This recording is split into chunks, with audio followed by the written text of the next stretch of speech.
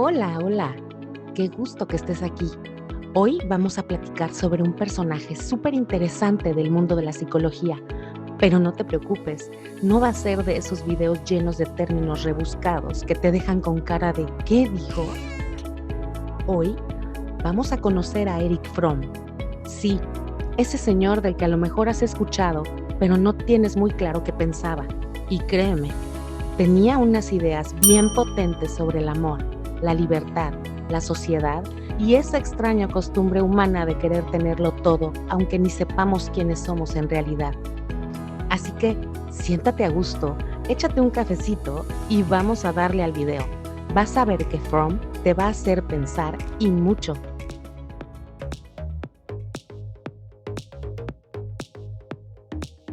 Fromm nació en 1900 en Frankfurt, Alemania, en una familia judía muy tradicional.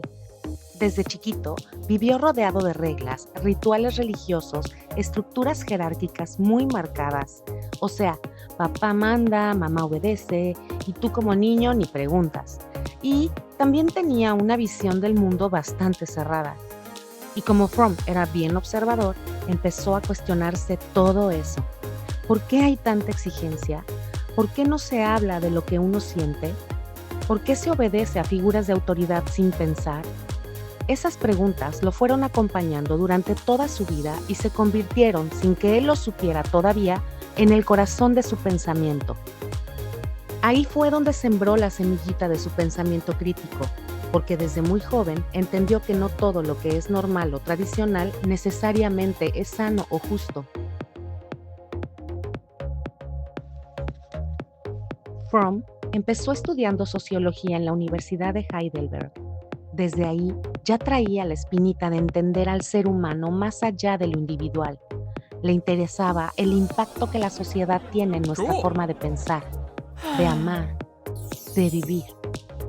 Más adelante, se metió al Instituto Psicoanalítico de Berlín para formarse como psicoanalista.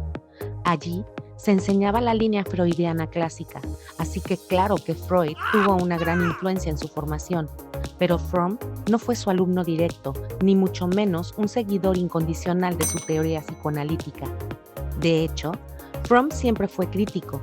Admiraba muchas ideas de Freud, como el inconsciente, los mecanismos de defensa o la importancia de la infancia, pero también decía, esto está interesante, pero se queda corto. Sentía que a la teoría le faltaba algo fundamental, una mirada más humana, más ética y más enfocada en el contexto social. Y ahí es en donde entra Marx, pero ojo, Fromm no era marxista en el sentido político tradicional.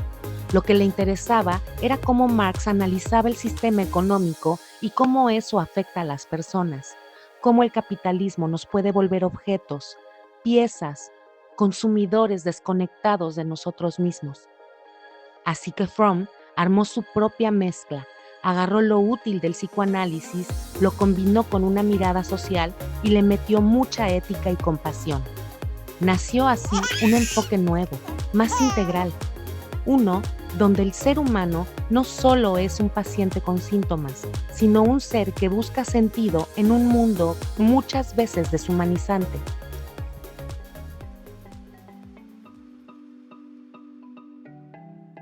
A inicios de los años 30, con la llegada del nazismo al poder, Fromm supo que quedarse en Alemania no era opción. Como judío, como intelectual crítico y como pensador libre, tenía todo en contra. Así que hizo lo que muchos en su situación tuvieron que hacer: empacar su vida y salir del país. Se fue a Estados Unidos y aunque fue un cambio fuerte, también fue una gran oportunidad. Allá, no solo siguió desarrollando sus ideas, sino que empezó a escribir con más fuerza, a dar clases en universidades y a formar parte de círculos intelectuales muy importantes. Por un tiempo, colaboró con la famosa Escuela de Frankfurt, un grupo de pensadores que mezclaban la filosofía, la sociología y la teoría crítica para cuestionar las estructuras del poder, la cultura y el capitalismo. Entre sus miembros más conocidos estaban Theodor Adorno, Max Horkheimer, Herbert Marcuse y más adelante Jürgen Habermas. Pero Fromm, como ya sabemos, no se dejaba encasillar tan fácil. Aunque compartía con ellos muchas críticas al sistema, sentía que su enfoque era más humanista, más centrado en la ética del amor y en lo que hace a cada persona única. En Estados Unidos escribió varias de sus obras más importantes y fue justo ahí donde terminó de pulir su propuesta, una psicología centrada en el amor, la libertad y la responsabilidad, pero siempre con los pies en la realidad social. El arte de amar es sin duda su libro más popular, y no por nada. En un mundo que habla del amor como si fuera una emoción mágica, Fromm llega y te dice, perdón, pero el amor no es algo que te pasa, es algo que se aprende. Desde el título ya te lanza una pista. El amor es un arte, como la música o la pintura.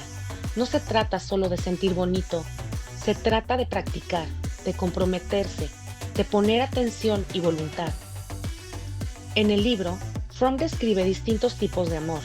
El amor fraternal, que es ese cariño genuino hacia otros seres humanos. El amor erótico, que va más allá de la atracción física. El amor a uno mismo, que no es egoísmo, sino respeto. Y hasta el amor a Dios, como una conexión con algo trascendente. Pero lo más fuerte que dice Fromm y que sigue incomodando a muchos, es que amar bien requiere madurez. No se trata de necesitar al otro, sino de elegirlo libremente. No se trata de poseer, sino de cuidar. En sus palabras, el amor es la preocupación activa por la vida y el crecimiento de lo que amamos. Así que no, Fromm no te va a dar tips para encontrar pareja, te va a cuestionar si realmente sabes amar, y eso ya es bastante revolucionario. El libro llamado El miedo a la libertad, no por nada es uno de los textos más importantes del siglo XX. Fromm lo escribió justo en medio del caos de la Segunda Guerra Mundial, preguntándose por qué tanta gente prefiere seguir órdenes antes que pensar por sí misma, por qué renunciamos tan fácilmente a nuestra libertad. Lo que propone es potente. Dice que el ser humano no solo desea ser libre, también le teme a la libertad, porque ser libre implica una cosa muy incómoda, hacerse responsable de lo que uno hace, de lo que uno elige, de cómo vive. Y como eso puede generar ansiedad o vacío, muchas personas buscan escapar de esa libertad. ¿Cómo? A través de 3 caminos que Fromm describe con mucha claridad.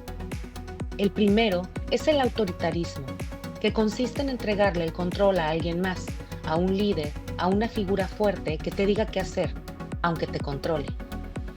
El segundo es la destructividad, que consiste en atacar o destruir lo que no puedes controlar, como una forma de liberar la frustración. El último camino es el conformismo automático, que implica volverte una copia del resto, hacer lo que todos hacen para no destacar ni tener que pensar demasiado. Fromm veía que esas formas de escape no solo pasaban en dictaduras, también las veía en la vida cotidiana, en el trabajo, en las relaciones, en la cultura de masas. Así que el miedo a la libertad no es solo un análisis político, es una mirada psicológica profunda sobre lo difícil que es asumir la libertad con responsabilidad.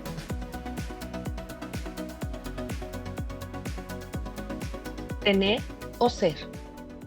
No es solo un título bonito, es una pregunta existencial.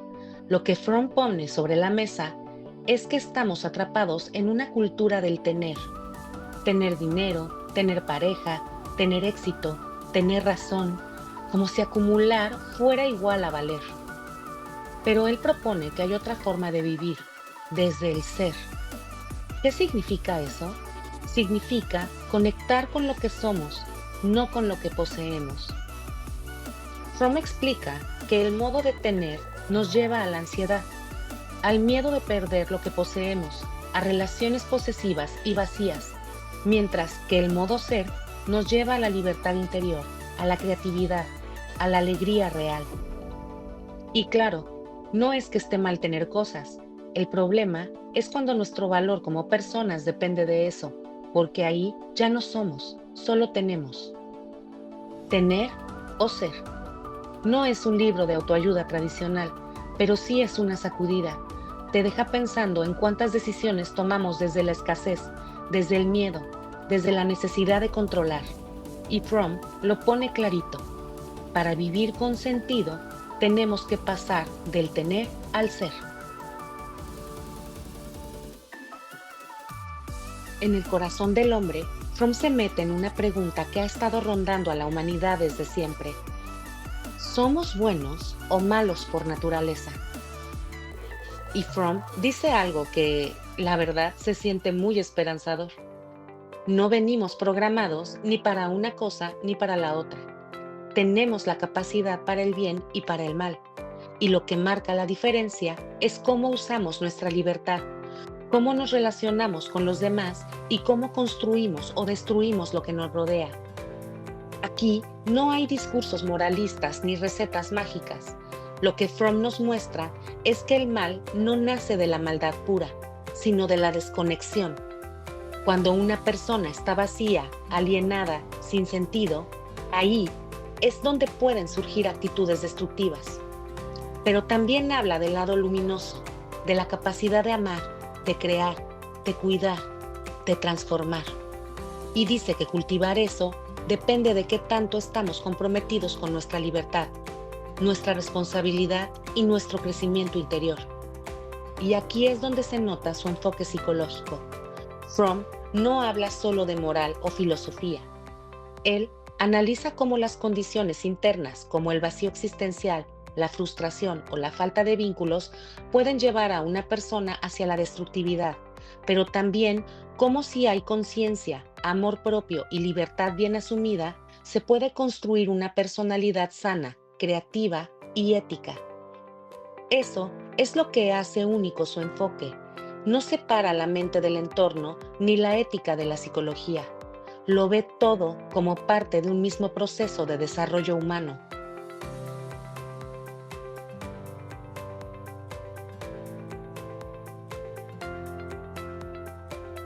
Fromm no veía la terapia como un lugar donde solo se arreglan síntomas o donde el terapeuta se queda analizando desde su silla con cara seria.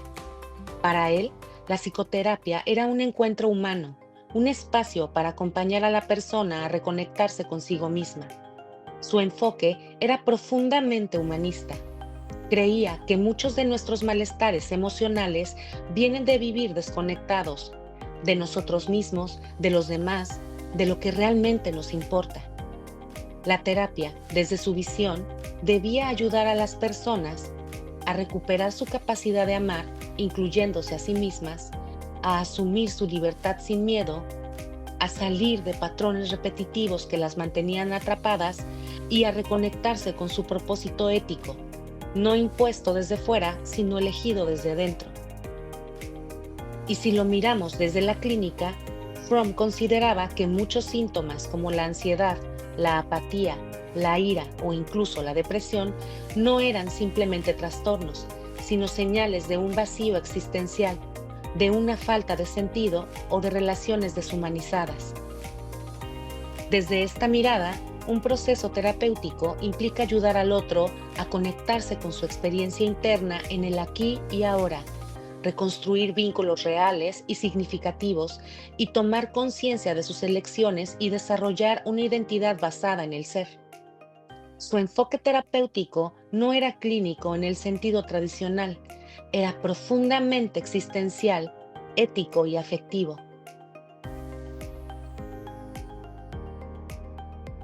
A lo largo de su vida, Fromm recibió muchas críticas. Algunos decían que su propuesta era muy filosófica y difícil de llevar a la práctica clínica. Otros lo acusaban de idealista, de creer demasiado en la bondad del ser humano o de querer transformar la sociedad desde la consulta. Pero lo cierto es que Fromm nunca se quiso ajustar a las etiquetas ni a las modas teóricas. Su legado no está en haber creado una técnica cerrada o una escuela terapéutica con reglas fijas. Su aporte va mucho más allá. Nos dejó una forma de ver al ser humano con profundidad, con dignidad y con esperanza.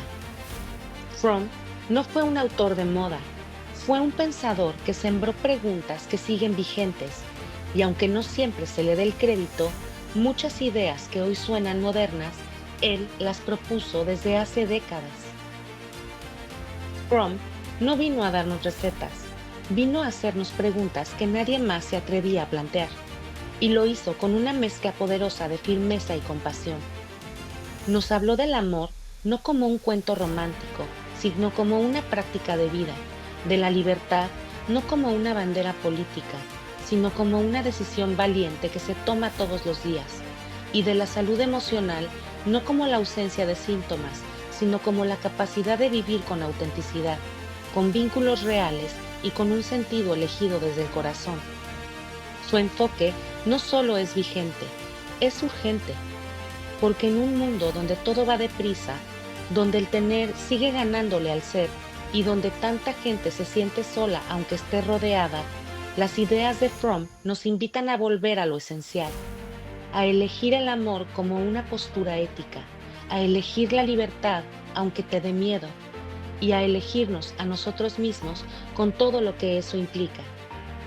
Si algo de esto te hizo eco, si en algún momento sentiste que Fromm estaba hablando directamente contigo, entonces tal vez acabas de descubrir algo importante, que la psicología, cuando se conecta con la vida real, no solo nos explica, nos despierta, nos pone frente al espejo y nos reta a vivir con intención, con coraje y con humanidad. Y si eso te movió, aunque sea un poquito, entonces Fromm sigue vivo. Y lo que acaba de pasar aquí no fue solo una exposición, fue un acto de reconexión contigo. Y como diría Fromm, el principal objetivo de la vida es dar nacimiento a uno mismo.